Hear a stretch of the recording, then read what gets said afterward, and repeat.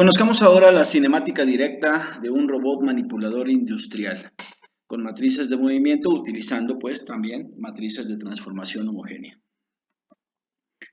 Definimos a la cinemática como la parte de la física que estudia el movimiento de los cuerpos sin importar las causas que producen dicho movimiento, en este caso las fuerzas. Para estudiar este movimiento se necesita de un sistema de referencia, no se atienden las causas que producen el movimiento, se caracterizan los elementos y se destacan entre estos elementos la trayectoria, la posición, la distancia recorrida, el desplazamiento y la velocidad. Cinemática directa. La cinemática de robots estudia el movimiento de los robots con respecto a un sistema de referencia sin considerar las fuerzas que intervienen en dicho movimiento. De esta forma, la cinemática se interesa por la descripción analítica del movimiento espacial del robot como una función del tiempo y en particular por las relaciones entre la posición y la orientación del extremo final del robot con los valores que toman sus coordenadas articulares. ¿Quién es la posición? Pues lo son las coordenadas que el efector final del robot tenga después de ejecutar sus movimientos. Estas coordenadas ya vimos que podrían ser rectangulares, pueden ser cilíndricas, esféricas o pueden tomar valores en los ángulos directores. ¿Quién es la orientación? Las rotaciones que se hayan realizado en cada eje X, Y y Z y que posicionan al efector final del manipulador en una posición y orientación específica. ¿Cómo se representan las coordenadas articulares? Mediante las variables Q1, Q2, Q3 y Qn, dependiendo del número de variables que exista. Estas variables representan los movimientos articulares que bien pueden ser rotacionales o prismáticos en el caso de la robótica industrial. Cuando nosotros estudiamos la cinemática de manipuladores, estudiamos pues la cinemática directa, la cinemática inversa y la cinemática diferencial. Donde la cinemática directa, una vez que nosotros conocemos las variables articulares, es posible conocer la posición del efector final del manipulador. En la cinemática inversa, si conocemos la posición, las coordenadas del efector final del manipulador, es posible conocer las variables articulares del manipulador. En la cinemática diferencial, una vez que nosotros conocemos posición y orientación, se derivan estas para encontrar las velocidades lineales y angulares respectivamente. Para hallar la cinemática directa de un robot manipulador industrial existen diferentes métodos. Uno de ellos es el método geométrico, donde se utilizan relaciones geométricas y trigonométricas para obtener la posición final del efector distal del robot. Esto lo hacemos casi siempre cuando utilizamos el análisis vectorial. Entonces es muy parecido. Las matrices de movimiento se utilizan, las matrices de rotación y traslación para cada eje involucrado, X, Y o Z, para llegar a la posición del efector distal de nuestro robot.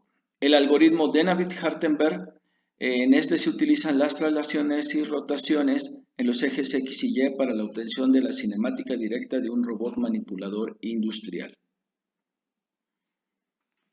De esta forma entonces, es entonces que a partir del valor de las variables articulares Q1, Q2 hasta Qn, es posible encontrar la posición y orientación de un robot manipulador industrial, nuestros valores X, Y, Z, alfa, beta y teta.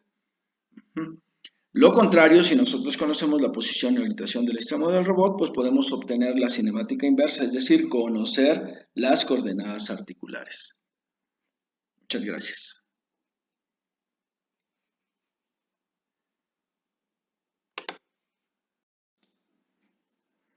Veamos ahora algunos ejemplos. En este caso, vamos a hallar la solución de la cinemática directa de un robot planar de un grado de libertad. Queremos encontrar la posición de este robot en X y Y, de acuerdo a nuestro sistema de coordenadas que tenemos establecido allí, con un eslabón que mide L1 y una posición angular que es Q1, se ha rotado sobre el eje Z. Queremos saber hasta dónde llegó en sus coordenadas X y Y. Primero que nada, el eslabón 1 se orienta hacia el eje X y está fijo en una base donde se posiciona el sistema de referencia fijo al cual vamos a llamar S0. El eje Z1 del sistema de referencia móvil S1 rota Q1 grados. La matriz de rotación queda como una matriz de rotación en Z, la cual podemos escribir de manera simplificada. El coseno de Q1 podemos poner una C y el subíndice 1 representando la variable articular Q1. Menos seno de Q1, podemos escribir una letra S, menos S y un 1, un subíndice 1 para representar la variable articular Q1 y así sucesivamente. De esta manera obtenemos la simplificación, más bien una forma simplificada de una matriz de rotación en el eje Z. El sistema de referencia S1 ahora se traslada a lo largo del eslabón L1. Como están paralelos tanto el eslabón L1 como el eje X1, es por eso que decimos que este sistema de referencia S1 se traslada a través del eje X1.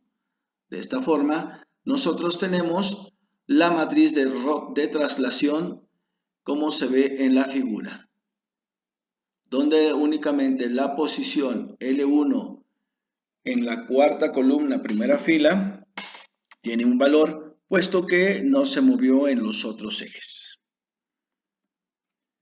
Las matrices quedan, una matriz de rotación en Z, una matriz de traslación en X, se multiplican estas matrices y entonces nos queda la orientación y la posición de nuestro robot manipulador industrial.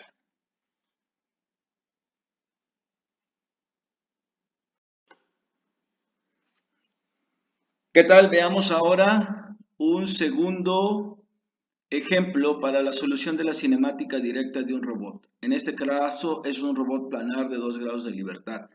Queremos llegar a la posición que se muestra en la figura para un robot que tiene dos eslabones con longitudes L1 y L2, con variables articulares Q1 y Q2 y con un par de sistemas de referencias móviles S1, S2, nuestro sistema de referencia fijo es el sistema 0, el S0. Entonces, pues colocamos a nuestro robot orientado hacia el eje X. El robot se orienta hacia el eje X0, que es el sistema de referencia fijo, que es seguramente la base donde está fijado nuestro motor.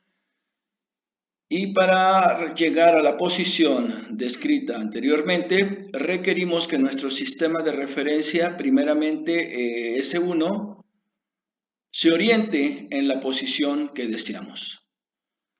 El eje Z1 del sistema de referencia móvil S1 rota con grados. La matriz de rotación queda como una rotación en Z, la cual se escribe de manera simplificada como se ve en la segunda matriz, donde hemos cambiado el coseno y el seno por C y S respectivamente y la variable articular Q1 por un subíndice 1. Nótese que el sistema de referencia móvil S1 ya está orientado sobre el mismo eslabón L1. En este caso el eje X1 está orientado de manera paralela a L1. El sistema de referencia S1 se traslada a lo largo del eslabón L1. Por lo tanto, ha sufrido una traslación y esta traslación queda de la siguiente manera.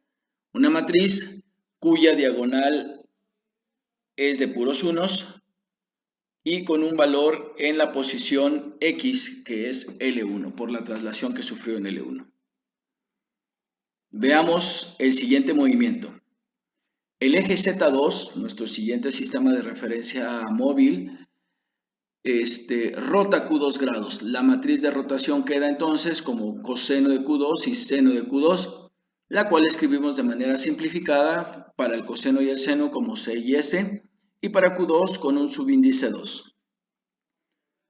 Nótese que el sistema de referencia móvil S2 debe de estar mirando ya en la misma dirección que L2. De esta manera vamos a trasladarnos a lo largo de L2 y puesto que son paralelos tanto L2 como X2, se dice que tenemos una traslación en el eje X2. Sistema de referencia S2 se traslada a lo largo del eslabón L2 y la matriz queda como una matriz cuya diagonal es puros unos y con un valor L2 en la posición que corresponde a la coordenada X. De esta forma, las matrices quedan como una rotación en el eje Z, una traslación en el eje X, una rotación Q2 en el eje Z y una traslación L2 en el eje X. Multiplicamos estas dos y multiplicamos estas dos. Hacer la multiplicación de esta manera no afecta para nada la propiedad conmutativa. Y entonces tenemos las matrices que están aquí abajo. Volvemos a multiplicar y la solución del problema cinemático es la que se ve en este momento. Ok, nótese C1, C2 menos S1, S2 es la identidad trigonométrica que se puede simplificar como el coseno de la suma de dos ángulos. Y en este caso, S1, C2 más C1, S2 es una identidad trigonométrica que se puede simplificar como la suma, como el seno de la suma de dos ángulos.